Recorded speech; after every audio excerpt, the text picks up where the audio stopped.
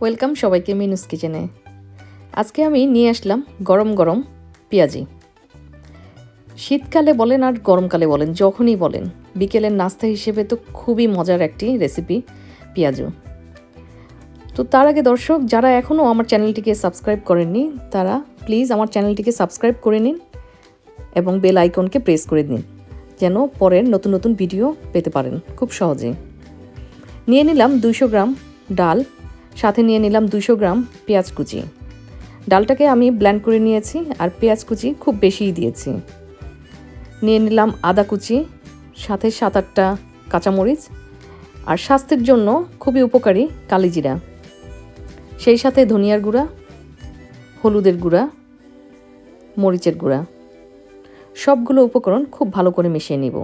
শীতকালের জন্য আমি আদা কুচিটা দিয়েছি, আপনারা খেয়ে দেখবেন খুবই মজা, খুবই ভালো লাগে এই ফ্লেভারটা।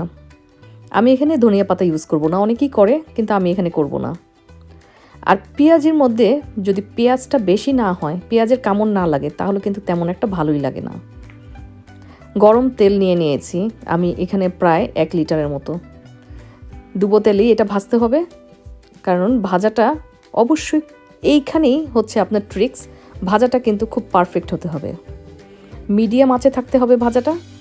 এবং ফ্রাইটা যখন করবেন উপরটা কালার হয়ে গেলেই কিন্তু শেষ না, আপনার এটা দেখতে হবে ভিতরেও যেন খুব সুন্দর হয়, এতে উপর দিকটা কি হবে, খুব ক্রিস্পি হবে।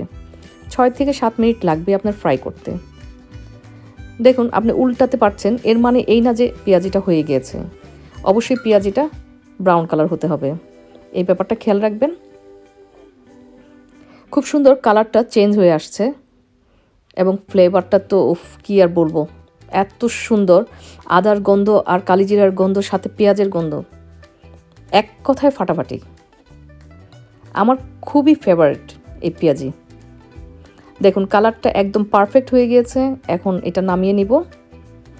সেম প্রসেসে আমি করে নিব, 6-7 মিনিট লাগবে। একটু ধৈর্য নিয়ে করতে হবে, কিন্তু মানে এটা খাওয়ার সময় এবং যখন আপনি খাবেন এত ক্রিস্পি, আপনার খেতেও খুব ভালো লাগবে। এবং মানে সব দিক দিয়ে আপনি এটা মুড়ির সাথে খেতে পারেন, আপনি চায়ের সাথে খেতে পারেন, যে কোনো কিছুর সাথে। কিন্তু বিকেলের নাস্তা, বৃষ্টির দিন বলেন, শীতকাল বলেন, সব কিছুর জন্য। এবং এই করোনার জন্যই আমি এই কালিজিরা ইউজ করলাম। কালিজিরাটা আমাদের শরীরের জন্য খুবই উপকারী, আদাটাও আমাদের শরীরের জন্য খুব উপকার।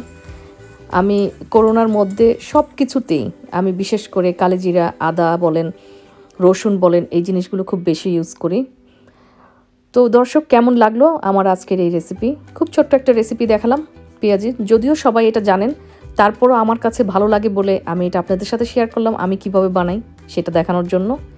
যদি ভালো লাগে অবশ্যই লাইক কমেন্ট করে জানাবেন এবং বন্ধুদের সাথে শেয়ার করবেন। আর আপনারা যদি আমাকে পছন্দ করেন অবশ্যই সাবস্ক্রাইব করে নেবেন। এই হলো আমার আজকের রেসিপি। এই রেসিপি আমি কেচাপের সাথে দিয়েছি, যদি আপনাদের কাছে ভালো লাগে।